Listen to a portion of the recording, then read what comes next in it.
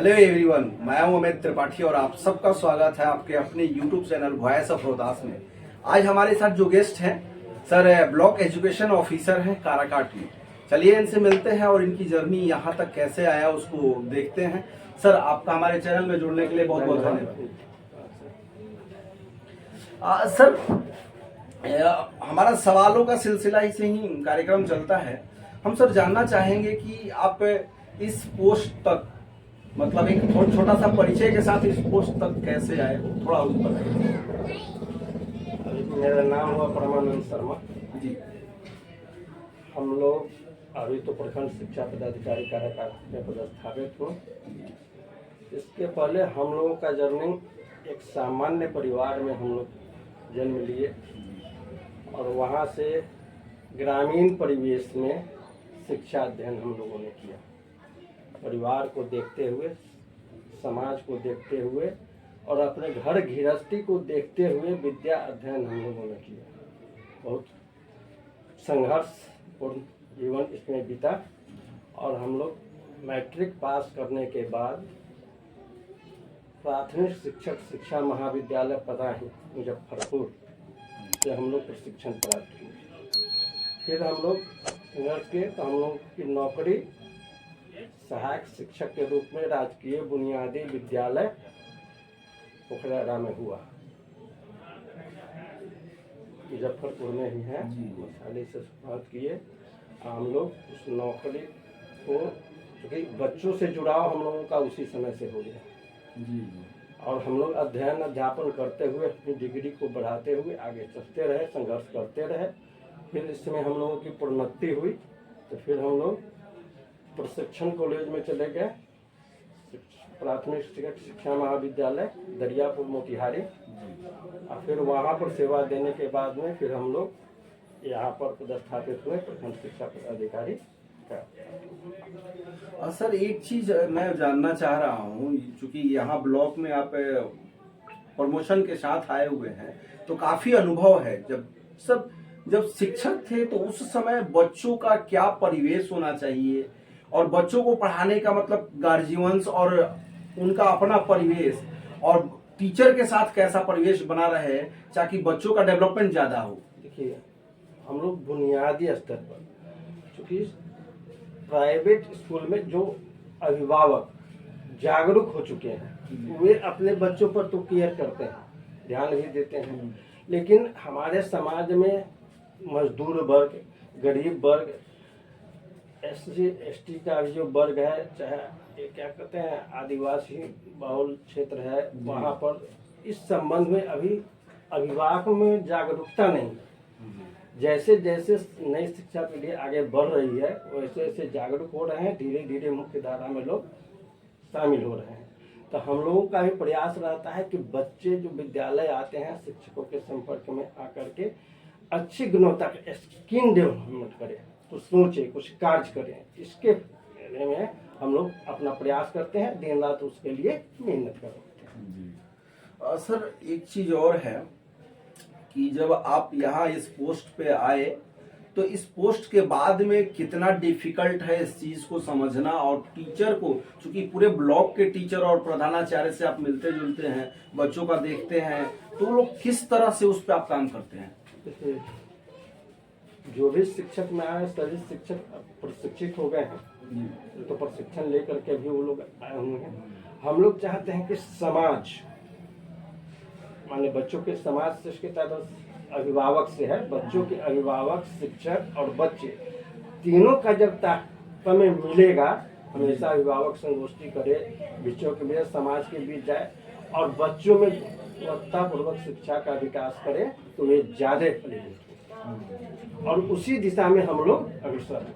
अभी हम लोगों का एक बुनियादी साक्षरता के तहत चला है चहक कार्यक्रम, आप लोग भी देखे होंगे, उसमें बच्चे बहुत आकर्षित हो रहे हैं। वैसे कार्यक्रम को देखते हैं, समाज भी, अभिभावक भी खुश हैं और उस कार्यक्रम को सदाने पड़े।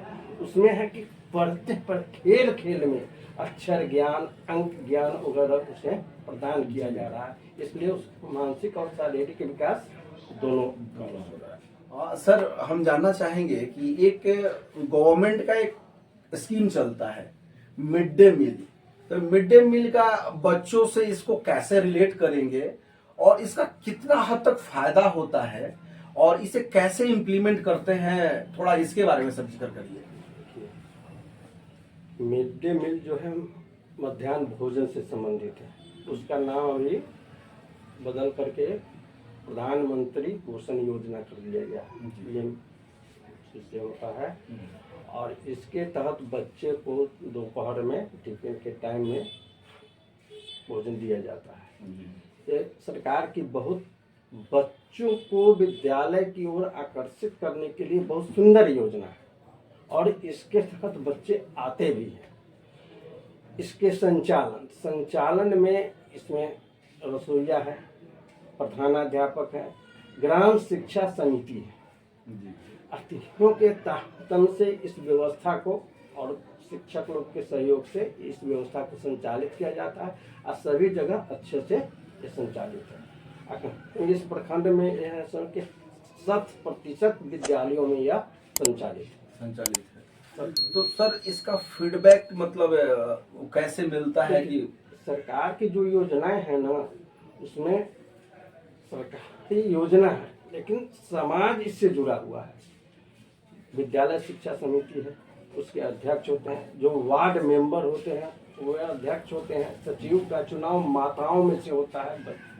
ये जो पढ़ते हैं उनकी माता शिक्षा समिति के सचिव और सदस्य होते हैं, प्रधानाध्यापक होते हैं। वे सभी मिलकर इस चीज को संचालित करते हैं। ये भी नहीं, उस साल विद्यालय के विकास के लिए ग्रांट का पैसा आता है सर्व शिक्षा अभियान के तहत। उससे विद्यालय में शौचालय हुआ, अन्य कार्य हुआ, विद्यालय का रंग रोहन हुआ, बिजली हुआ, पंखा हुआ, ये सब की व्यवस्था धीरे धीरे मैक्सिमम में तो हो चुकी है और 2 जगह बाकी भी है, तो धीरे धीरे व्यवस्था हो रही है, चल रही है और इससे समाज का और बच्चों का अट्रैक्शन विद्यालय की तरफ बढ़ रहा है।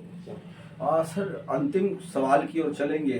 चूंकि आप एक ब्लॉक के पदाधिकारी पे पदस्थापित हैं, तो बच्चों का घर में कैसा माहौल होना चाहिए कि जितना टीचर का भी एक सहभागिता होती है उसके अनुसार गार्जियंस और बच्चों का कैसे मतलब कॉम्बिनेशन बनाया जाए, क्योंकि बच्चों का जैसे रोहतास में हम देखते हैं कि लिटरेसी ज्यादा है, उसके अकॉर्डिंग सिलेक्शन नहीं है। सिलेक्शन का जो रेशियो अभी देखिए कमीशन हो या यूपीएससी है या बिहार सर्विस कमीशन, उसमें कम हो रहा है। तो उसका एक सब पैरामीटर कैसे मैंने बता पाएंगे? देखिए इसमें विद्यालय स्तरीय, चूंकि यहाँ बच्चे छोटे तबके के होते हैं जी, +2 में जाते जाते धीरे धीरे मैट्रिक के बाद बच्चों में अपनी जागरूकता बढ़ने लगा। विशेष रूप से आती है। छोटे बच्चों में अभिभावक को भी विशेष जागरूक रहने की जरूरत है। जैसा अभिभावक जितना ध्यान देंगे, विद्यालय में बच्चे 9 बजे से 4 बजे तक रहते हैं, उसके तरह होता है, फिर जा करके खेलते हैं, कूदते हैं, परिवार के बीच रहते हैं। परिवार का माहौल भी धीरे धीरे सामाजिक जागरूकता अच्छी होगी, उसका लिटरेसी पर बहुत बड़ा प्रभाव पड़ता है। और इससे क्या हम तो यह भी विद्यालय में हम लोग कोशिश कर रहे हैं कि अभिभावक और बच्चों और शिक्षकों का हमेशा बैठक होती रहे और इससे बच्चों में क्या कमी है शिक्षक अभिभावक को बताएंगे, अभिभावक को घर पर क्या फीडबैक मिल रहा है उस शिक्षक को बताएंगे। और जब ये दोनों में तारतम्य होगा तो बच्चों का विकास ज्यादा होगा। इसलिए उनके भविष्य की उज्जवल कामना के लिए उनको पूर्ण रूपेण धन्यवाद देते हैं और लगन के साथ इस कार्य को करने का उत्साहित करते हैं। ये बहुत ही सराहनीय कार्य है सर कि बच्चों के साथ गवर्नमेंट, ये तो मैंने बहुत सारा जगह देखा कि टीचर पेरेंट मीटिंग जो होता है वो पब्लिक स्कूल में ही होता है, प्राइवेट स्कूल में ही होता है, लेकिन गवर्नमेंट स्कूल में ये अगर इम्प्लीमेंट हो जाए सर तो ये उससे बेहतर कुछ नहीं हो सकता है कि बच्चों से इंटरेक्ट होने और टीचर के साथ गार्जियंस के साथ इंटरेक्शन हो, इस पर डेवलपमेंट बहुत ज्यादा होगा। हम लोग उस पर बहुत अच्छा काम कर रहे हैं। अभी चहक प्रशिक्षण के तहत भी क्लास 1 से लेकर के 2, 3 और 5 के अभिभावकों को बुला करके उनके साथ बैठक की गई है। उनको इस संबंध में विद्यालय में क्या क्या कार्यक्रम हमारा संचालित होने वाले हैं, कैसे बच्चों को हम पढ़ाएंगे, इससे संबंधित जानकारी भी अभिभावकों को दी गई है। जी अब पुनः फिर हम लोग अर्धवार्षिक परीक्षा लिए हैं, अब उसमें प्रगति पत्र बच्चों के बीच वितरित कराए हैं। अभिभावकों के सामने दिया गया है कि आपका फीडबैक बच्चों का क्या आया है, उसका 6 महीने का मूल्यांकन करके शिक्षकों के बीच बिल्कुल बांटा गया है। इस सब का अच्छा प्रभाव है और धीरे धीरे समाज में जैसे जैसे जागरूकता आएगी उनका लगाव बढ़ते जाए। विद्यालय के प्रति। देखिए, शिक्षक अपने कर्तव्य के प्रति सजग हो जाए और अभिभावक सजग हो जाए तो बहुत अच्छी व्यवस्था संचालित हो जाए। जी सर। सर आपका हमारे चैनल में जुड़ने के लिए बहुत बहुत धन्यवाद सर। धन्यवाद। और मैं व्यूवर्स को बोलना चाहेंगे कि सर अभी जो सलाह दी है ये बहुत अच्छा है और जो गवर्नमेंट उस पर फॉलो कर रही है वो भी अच्छा है। इसलिए आप अपनों का खूब ख्याल रखिए, लगातार पढ़ते रहिए। पढ़ने वाले बच्चे बाकी जो है वो अपना जॉब करें या जिस व्यवसाय में है अपना बेस्ट करें। लाइक कमेंट सब्सक्राइब करना ना भूलें। धन्यवाद।